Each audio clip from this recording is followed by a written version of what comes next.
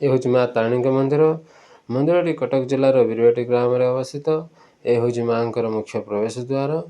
ରାସ୍ତାର ଉଭୟ ପାର୍ଶ୍ୱରେ ଥିବା ବୃକ୍ଷଗୁଡ଼ିକ ଭକ୍ତମାନଙ୍କୁ ଛାୟା ପ୍ରଦାନ କରିବା ସଙ୍ଗେ ସଙ୍ଗେ ମନ୍ଦିରର ସୌନ୍ଦର୍ଯ୍ୟ ବୃଦ୍ଧି କରିବାରେ ଏମାନଙ୍କର ଭୂମିକା ଗୁରୁତ୍ୱପୂର୍ଣ୍ଣ। ଦୂରଦୂରାନ୍ତର ଭକ୍ତମାନେ ମାଆଙ୍କର କୃପା ଲାଭ କରିବାକୁ ଆସନ୍ତି। ଆପଣମାନେ ସପରିବାର ସହ ଏଠାକୁ ଆସନ୍ତୁ ଏବଂ ମାଆଙ୍କର କୃପା ଲାଭ କରନ୍ତୁ। ଏ ହେଉଛି ମାଆଙ୍କର ଯଜ୍ଞକୁଣ୍ଡ। ପ୍ରତିବର୍ଷ ଏଠାରେ ମାଆଙ୍କର ଯଜ୍ଞ ଅନୁଷ୍ଠାନ ହୁଏ। ଏ ହେଉଛି ମାଆଙ୍କର ବାନା ଭକ୍ତମାନଙ୍କ ପାଇଁ ଉଦ୍ଦିଷ୍ଟ। ମନ୍ଦିରର ଚତୁଃପାର୍ଶ୍ୱରେ ବିଭିନ୍ନ ଦେବଦେବୀଙ୍କର ମୂର୍ତ୍ତି କାରିଗର ତା କଳା ମାଧ୍ୟମରେ ପ୍ରଦର୍ଶନ କରିଛି। ଏ ହେଉଛନ୍ତି ମା କାଳୀଙ୍କର ମୂର୍ତ୍ତି। ଆପଣମାନେ ଦେଖନ୍ତୁ କେତେ ସୁନ୍ଦର ଭାବରେ ବର୍ଣ୍ଣନା କରାଯାଇଛି। ମନ୍ଦିରର ଚତୁଃପାର୍ଶ୍ୱରେ ବିଭିନ୍ନ ଦେବଦେବୀ ରହିଛନ୍ତି। କଳାକାର ତା କଳାକୁ ଅଧିକ ସୁନ୍ଦର ଭାବରେ ବର୍ଣ୍ଣନା କରିଛି। ଏ ହେଉଛି ପ୍ରଭୁଙ୍କର 10 ଅବତାର ରୂପ। କେତେ ସୁନ୍ଦର ଭାବରେ ବର୍ଣ୍ଣନା କରାଯାଇଛି। ମନ୍ଦିରର ଚତୁଃପାର୍ଶ୍ୱରେ ଏପରି ବିଭିନ୍ନ ଦେବଦେବୀଙ୍କର ମୂର୍ତ୍ତି ରହିଛି। ଏ ସମସ୍ତ ଦେବଦେବୀଙ୍କର ଅମୃତପାନର ଦୃଶ୍ୟ। ମନ୍ଦିରର ଚତୁଃପାର୍ଶ୍ୱର ଦୃଶ୍ୟ ଅତ୍ୟଧିକ ମନୋହର। ଏ ହେଉଛନ୍ତି ପ୍ରଭୁ ମହାଦେବଙ୍କର ବିଷପାନର ଦୃଶ୍ୟ। ଅତି ସୁନ୍ଦର ଭାବରେ ବର୍ଣ୍ଣିତ କରାଯାଇଛି।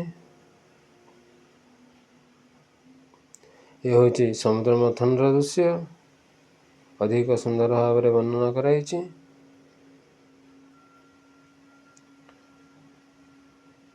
ଏ ହେଉଛନ୍ତି ପ୍ରଭୁ ମହାଦେବଙ୍କର ପରିବାର। ଅଧିକ ସୁନ୍ଦର ଭାବରେ ବର୍ଣ୍ଣନା କରାଯାଇଛି।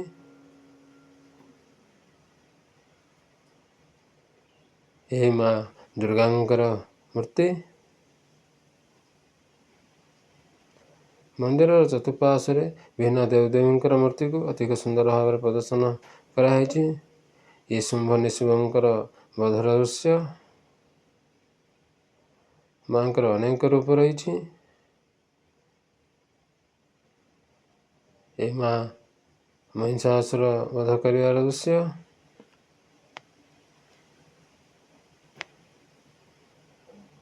ମନ୍ଦିର ଚତୁଃପାର୍ଶ୍ୱରେ ମାଆଙ୍କର ଅତି ସୁନ୍ଦର ଭାବରେ ବର୍ଣ୍ଣନା କରାଯାଇଛି। ମାଆଙ୍କର ଯେତେ ରୂପ ଅଛି ଏ କଳା ମାଧ୍ୟମରେ ପ୍ରଦର୍ଶନ କରାଯାଇଛି। କଳାକାର ତା କଳା ମାଧ୍ୟମରେ ଅଧିକ ସୁନ୍ଦର ଭାବରେ ବର୍ଣ୍ଣନା କରିଛି।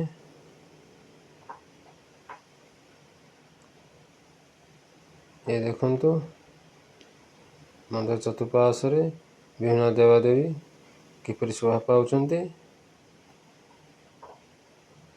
ଏ ପ୍ରଭୁଙ୍କର ଦୃଶ୍ୟ। ମା କିପରି ରାକ୍ଷସଙ୍କୁ ବଧ କରୁଛନ୍ତି। ସମସ୍ତ ଦେବାଦେବୀ ମାଆଙ୍କର ପ୍ରାର୍ଥନା ଅର୍ଜନ କରୁଛନ୍ତି।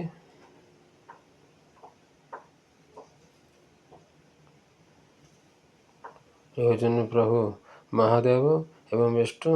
ସମସ୍ତ ଦେବାଦେବୀ ପ୍ରଭୁଙ୍କୁ ଆରାଧନା କରୁଛନ୍ତି। ଏ ପ୍ରଭୁ ବିଷ୍ଣୁ ଅନନ୍ତ ଶଯ୍ୟାରେ ବିଜେ କରିଛନ୍ତି।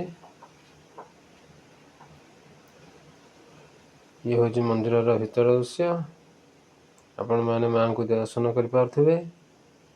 ମନ୍ଦିରର ଭିତରେ ପ୍ରଭୁ କୃଷ୍ଣଙ୍କର ବାଲ୍ୟଲୀଳା ପ୍ରଦର୍ଶନ କରାଯାଇଛି। ଆପଣମାନେ ଦେଖନ୍ତୁ ପ୍ରଭୁ କୃଷ୍ଣଙ୍କର ବାଲ୍ୟକାଳର ଦୃଶ୍ୟ। କଳାକାର ତା କଳା ମାଧ୍ୟମରେ ଅତି ସୁନ୍ଦର ଭାବରେ ବର୍ଣ୍ଣନା କରିଛି। କୃଷ୍ଣଙ୍କର ବାଲ୍ୟଲୀଳା ଅଧିକ ସୁନ୍ଦର ଭାବରେ ପ୍ରଦର୍ଶନ କରାଯାଇଛି।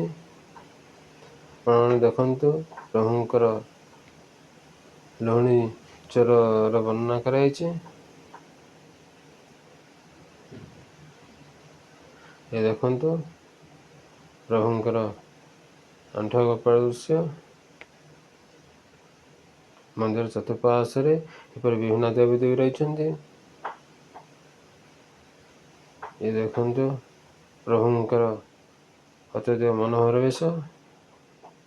କାରିଗର ତ କଳା ମାଧ୍ୟମରେ ଅଧିକ ସୁନ୍ଦର ଭାବରେ ପ୍ରଦର୍ଶନ କରିଛି।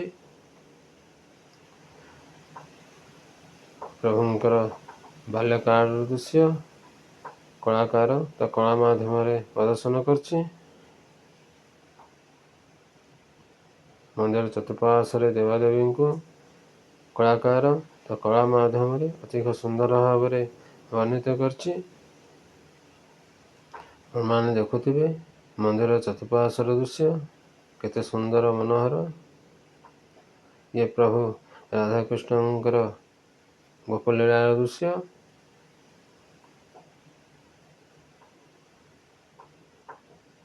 ପ୍ରଭୁ ମଥୁରା ଯିବାର ଦୃଶ୍ୟ,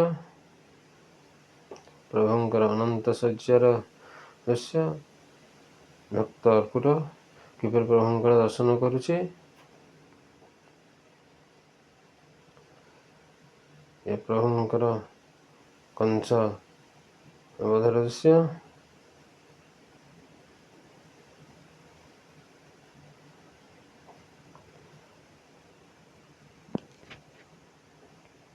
ଆପଣମାନେ ଦେଖିପାରୁଥିବେ ପ୍ରଭୁଙ୍କର ବାଲ୍ୟଲୀଳାର ଦୃଶ୍ୟ କେତେ ସୁନ୍ଦର ଭାବରେ ବର୍ଣ୍ଣନା କରାଯାଇଛି। ତାଙ୍କ ଜୀବନ କାଳରେ ଥିବା ବିଭିନ୍ନ ରାକ୍ଷସମାନଙ୍କୁ ବଧ କରିବାର ଦୃଶ୍ୟ ଅଧିକ ସୁନ୍ଦର ଭାବରେ ଏଠାରେ ବର୍ଣ୍ଣନା କରାଯାଇଛି।